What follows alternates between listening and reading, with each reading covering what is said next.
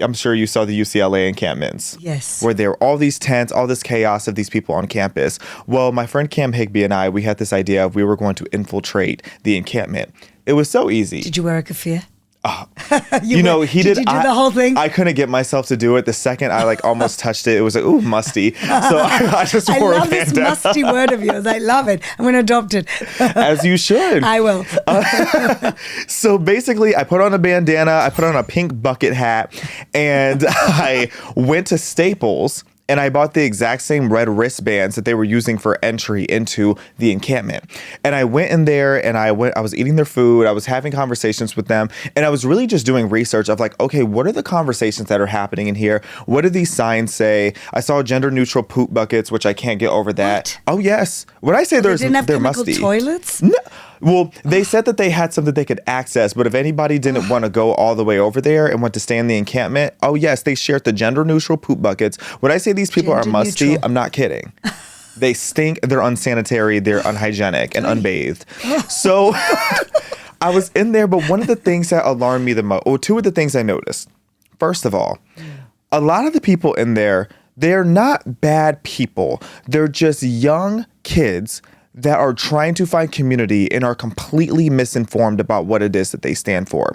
And I agree. How I know that some of them are bad people, don't get me wrong. Some of them are bad people, but I think many of them are just impressionable young people. That's the best word for it. Impressionable. Yeah. They're mostly, what I notice is they're mostly freshmen and sophomores, not even upperclassmen, because by the time you're an upperclassman, you found your tribe usually. But it's freshmen and sophomores. A lot of them are visible misfits, no shade. Really?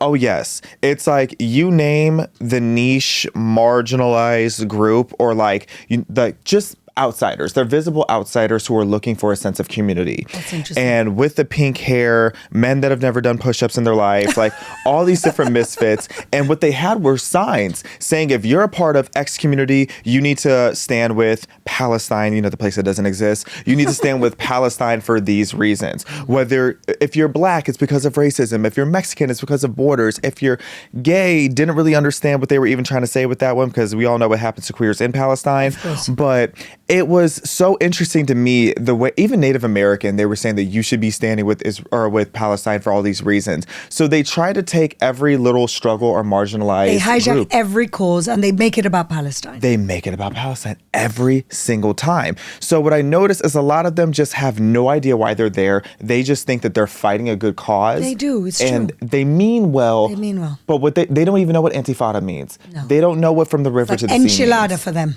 Exactly. It just rolls off the tongue. So it's retarda is what they should be saying. But what the second part of the thing that I noticed is I underestimated just how uneducated these people are. Really? So you thought they knew something and they know nothing? I thought they knew at least a little bit, but they know nothing. So there was a counter protest that was right outside of the encampment. And it was a Zionist that was playing clips from October 7th. Okay. And I noticed that there was a group of kids from all different types of misfit groups that were kind of pulling apart the plywood to see what was playing. And they're all talking about it. And I had to go over there and see what they were saying. Okay. So I sneak over there and they're all asking each other, what is that? I was like, oh, those are clips from October 7th. Still in disguise, mind you. And they're like, what's October 7th? Oh, so they didn't even know why this whole war started. Nothing. They had no idea. And that's why I say these kids have no idea. They just got told by someone in class, you need to be here if you are against hatred. So how do we get through to them, Xavier? How? We have to keep speaking up. And what I tell people is I understand why some people don't want to be super vocal because they're afraid of certain backlash. But what I say is if you're not going to always stand up for what you believe in, at least stand up for what you don't believe in. Right. And if you don't believe in the hatred and the persecution against Jews and Christians worldwide and all of the terrible kidnappings and the things that are happening over in Israel, at least speak up about that. Yeah. So having conversations, sending people resources, and staying calm with these people, because you have to remember these people are heightened on emotion. Everything that they know is the emotional draw of what they've been told either through TikTok or from people at these encampments, etc. So you have to stay calm and collected as much as possible. I agree about staying calm because what they want you to do is get worked up. Yeah. And then say, well, look at you, you're being aggressive because, of course, they're snowflakes and any conversation which is slightly confrontational, they can't handle. And that's really part of that woke education that they've received, which is so toxic. I just wonder whether the campus life, campus academia, there's so much poison in it by the academics themselves, by the way that things are researched, that I'm just wondering how long it's going to take to wash this out.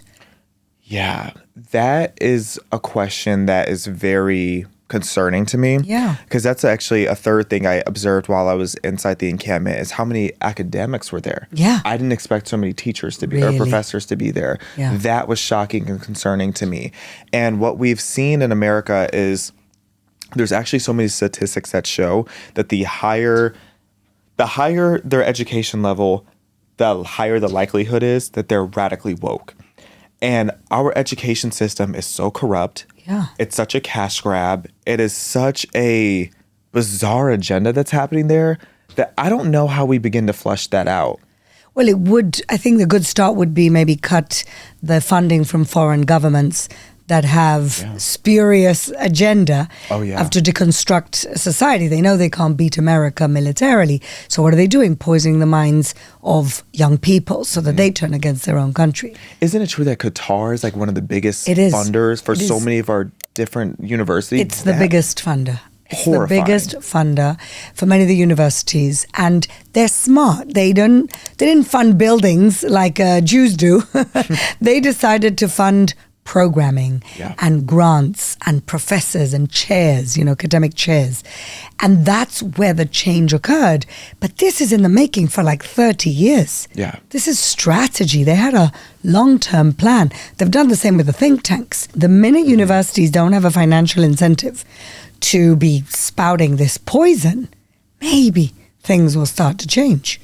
That's going to be huge because I always say that when you want to see the truth of people's priorities, trace the money, trace the funding. Follow the money. Because you are going to see where it's leading back to. And we need to crack down on that. There's no reason that we shouldn't be doing audits on where this indoctrination is coming. It's very, very alarming. Yeah, it's alarming that a country can basically poison the minds of an entire generation and nobody noticed or nobody did anything. As long as they were, cashing in the checks, it didn't make a difference. It's a little crazy. It is. And I'm a firm believer that China has a hand in it, too. Oh, for sure. It's China, it's Iran, and it's Qatar. Exactly. Because, in China, they're very bold. If you look at any kind of research of what China's war strategy has been for the last 30 to 40 years, it's war by deception. Their goal in winning wars is to win without firing a single bullet. And they're doing a great job. A phenomenal job. Look at TikTok. It's, it's very interesting. TikTok in China for kids is limited to science, nature, and 2 hours a day. And here it's just whooshing poison. It's a free-for-all of information, but in the worst possible way. It's all against us. And addictive, and very, very scientifically addictive.